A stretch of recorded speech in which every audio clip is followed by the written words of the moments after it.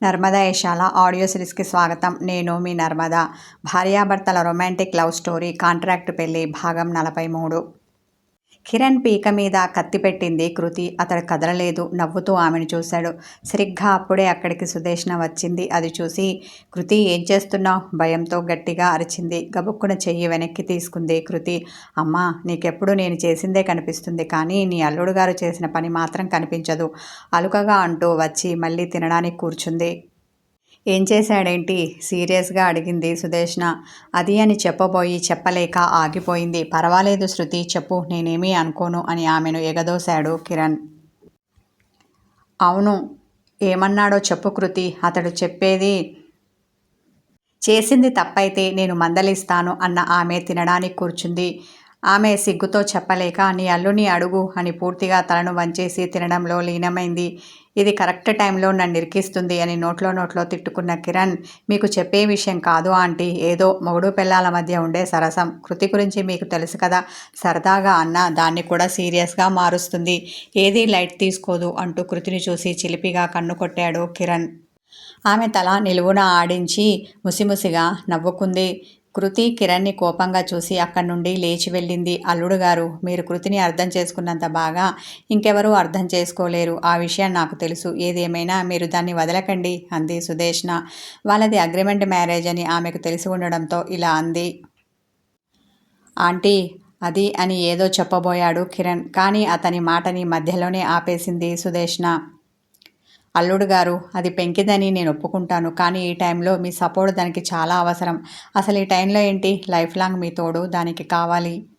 అందుచేత అది రఫ్గా మాట్లాడినా మనసు మీదకి తీసుకోకు, తెలియనితనం అనుకొని క్షమించేసాయి అని ప్రాధేయపడింది సుదేష్ణ. తల ఆడించాడు కిరణ్. కృతి ఆఫీస్కి బయలుదేరుతూ, వచ్చేది ఉందా? కబుర్లు చెప్తూ ఇక్కడే ఉండిపోతారా? హాల్లో నుండి గట్టిగా అరిచింది.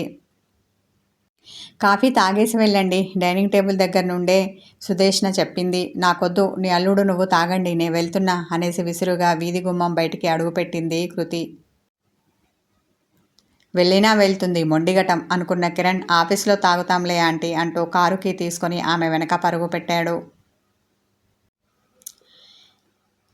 ఏం చెప్పిందేంటి మీ అత్త అంటూ సీటు బెల్ట్ పెట్టుకుంది కృతి. అది మా ఇద్దరి మధ్య సీక్రెట్, నీకెందుకు చెప్పాలి అంటూ కారును ముందుకు తోలాడు కిరణ్. మీరేం మాట్లాడుకున్నా నా గురించని నాకు తెలుసు, కాబట్టి మర్యాదగా చెప్పు, లేదంటే నా సంగతి తెలుసు కదా అతనికి వేలు చూపించింది కృతి. చెప్పకపోతే? డ్రైవింగ్ చేస్తున్న అతడు కీగంట ఆమెను చూశాడు. ఉద్యోగం ఊడుతుంది కృతి పొడిగా అన్న అందులో వెటకారం ఉంది. ఏ పోస్ట్ ఊడుతుంది? మొగుడి పోస్టా? లేక ఇదిగో ఇప్పుడు వెళ్తున్న ఆమె ఆఫీస్కి అందులో చేసే నీ అసిస్టెంట్ పోస్టా? ఏదబ్బా ఆలోచనగా అన్నాడు కిరణ్. ఆమె మాట్లాడలేదు. సైడ్ విండోల నుండి బయటికి చూసింది.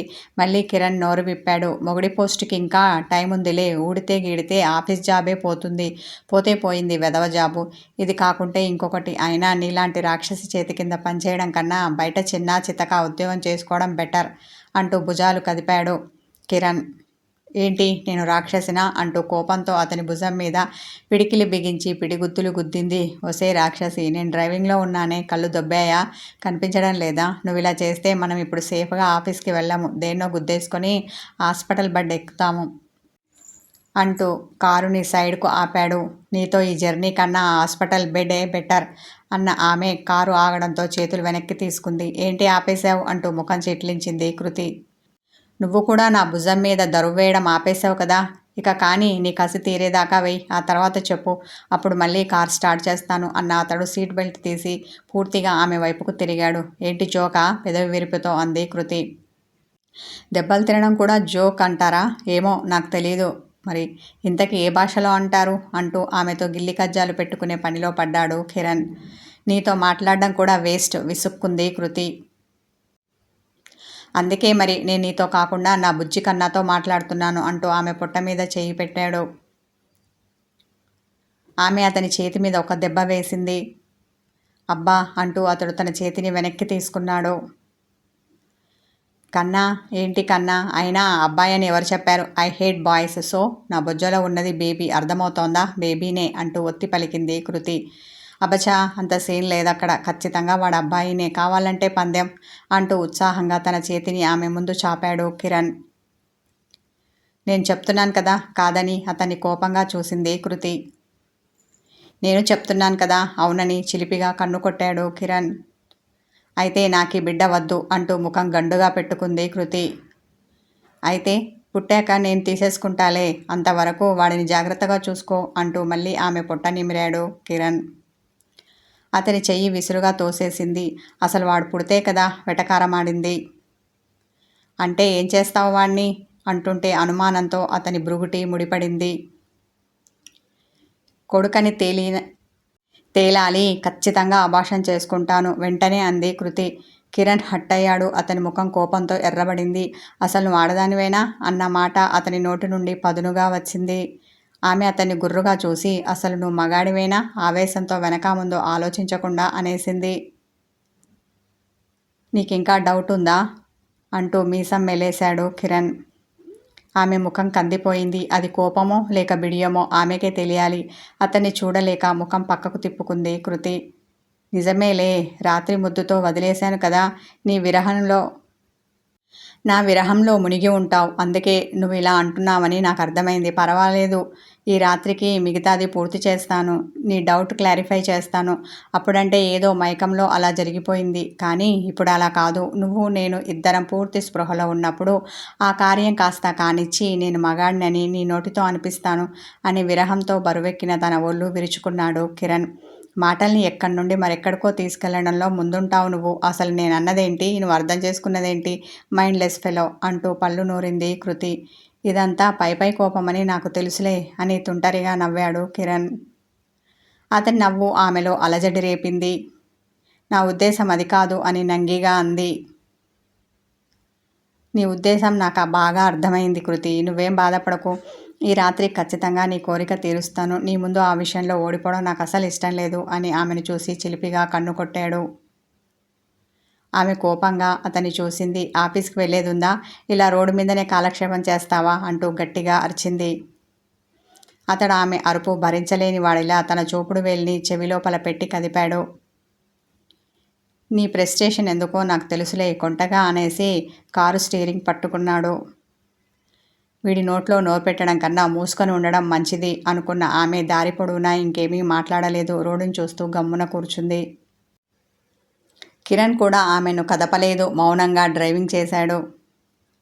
ఆఫీస్ రాగానే కారు దిగి వేగంగా నడుచుకుంటూ వెళ్తుంటే కాస్త మెల్లిగా వెళ్ళు, ఈ టైంలో అలా నడవడం మంచిది కాదు వెనక నుండి అన్నాడు కిరణ్.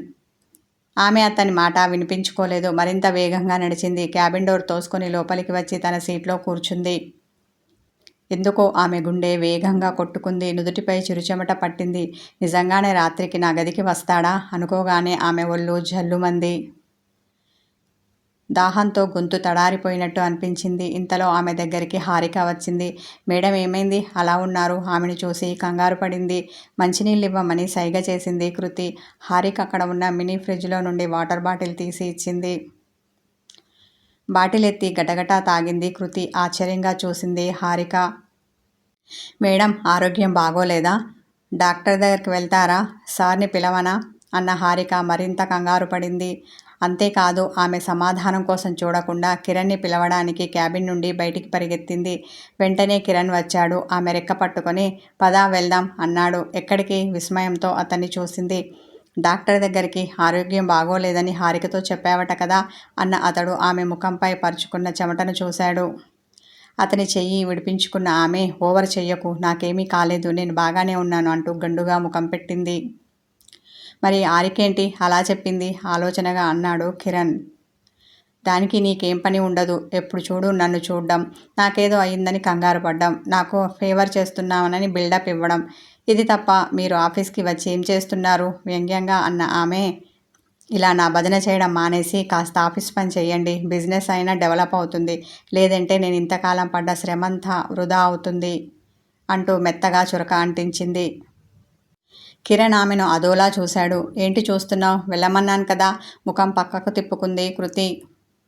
కిరణ్కి ఏదో అర్థమైంది. నవ్వాడు. ఎందుకు నవ్వుతావు? కోపంతో బస్టైంది. తల అడ్డంగా ఆడించి ముసిముసిగా నవ్వుతూ వెళ్ళాడు. అది చూసిన హారికకి ఏమీ అర్థం కాలేదు. వెంటనే కృతి దగ్గరికి వచ్చింది. మేడం, ఆర్ యూ ఓకే అంది. వాడు వెళ్ళాడు, ఇది వచ్చింది నా ప్రాణం తీయడానికి మనసులో అనుకున్న కృతి. నాకేమైంది, నేను బాగానే ఉన్నాను. పిలుస్తున్నా వినిపించుకోకుండా నువ్వే పరిగెత్తుకొని వెళ్ళి ఆ తింగరుని పిలుచుకొని వచ్చావు. వాడు నీకన్నా ఓవర్ యాక్షన్ చేసి వెళ్ళాడు. అది ఆఫీస్ అన్న విషయం మరిచి తన మనసులో ఉన్నది కక్కేసింది. ఈసారి హారిక కూడా కిరణ్ లాగే నవ్వుతూ వెళ్ళింది. వీళ్ళకి పిచ్చెక్కినట్టుంది, అందుకే దేనికి నవ్వాలో దేనికి నవ్వకూడదో తెలియకుండా నవ్వుతున్నారు మనసులో అనుకొని రుసరుసలాడింది కృతి. ఇదంతా పక్క క్యాబిన్లో నుండి చూసిన కిరణ్ ఈసారి గట్టిగానే నవ్వుకున్నాడు. లంచ్ టైం వరకు బిజీగా గడిపిన కిరణ్ అప్పుడే కృతి క్యాబిన్కి వచ్చాడు. సుదేష్ణ ఆల్రెడీ వాళ్ళిద్దరికీ బాక్స్ పంపింది. చేసిన వర్క్ చాలు కానీ భోంచేద్దాంరా అన్నాడు కిరణ్. నేను తినను పంతంగా అంది కృతి. నేను మాత్రం నిన్ను తినమని అన్నానా ఏంటి, ప్లేట్ పెడుతూ అన్నాడు కిరణ్. మరి ఇప్పుడు పిలిచింది ఎవరిని, అతన్ని చూసి కనుబొమ్మలు ముడివేసింది కృతి. నా బుజ్జి కన్నాని, నిన్ను కాదు అన్నాడు. దాంతో నీకు పైత్యం ఎక్కువైంది అని కృతి పళ్ళు పటపటా నూరింది. అలా సౌండ్ చెయ్యకు, వాడికి నచ్చదు, ఇరిటేట్ అవుతాడు, అప్పుడు నువ్వే ఇబ్బంది పడతావు ఆమె వైపు చూడకుండానే అన్నాడు కిరణ్. ఇక్కడ నువ్వు ఉంటే నేను ఇరిటేట్ అవుతున్నాను, ముందు బయటికి వెళ్ళు అంటూ అతనికి దగ్గరికి వచ్చి అతన్ని వెనక్కి నెట్టింది. అతడు తూలి ఒక అడుగు వెనక్కి వేశాడు. అంతలోనే 2 అడుగులు ఆమె దగ్గరికి వేసి నేను వెళ్ళను, అయినా ఎందుకు వెళ్ళాలి, ఇప్పుడు లంచ్ టైం, నా బుజ్జి కన్నకి ఫుడ్ తినిపించాలి, అసలే బుజ్జి ప్రాణం, ఆకలికి ఆగలేడు అంటూ ఆమె ముందు ప్లేట్ పెట్టాడు. ఈ అని గట్టిగా అరిచింది కృతి. చెప్పాను కదా, ఇలాంటి అరుపులు కేకలు పళ్ళు కొరకడాలు వాడికి నచ్చవని, కొన్ని రోజులు మానేయ్ మృదువుగా అన్నాడు కిరణ్. అతడు చెప్తుంది విని విస్మయంతో నోరు తెరిచింది కృతి. ఆమెకి ఇష్టమైన ఐటమ్స్తో అన్నం కలిపి తినమని నోరు తెరుచుకున్న నోట్లో ముద్ద పెట్టాడు కిరణ్. ముద్దతో పాటు అతని వేలు కొరికింది కృతి. వావ్, ఆవ్ రాక్షసి అంటూ అరిచాడు కిరణ్. ఈ రొమాంటిక్ కథ కొనసాగుతుంది. హాయ్ వ్యూవర్స్, స్టోరీ నచ్చితే లైక్ చేయండి, కామెంట్ చేయండి, హైప్ చేయండి. సబ్స్క్రైబ్ చేసుకొని వాళ్ళు ఉంటే నా ఛానల్కి సబ్స్క్రైబ్ చేయండి.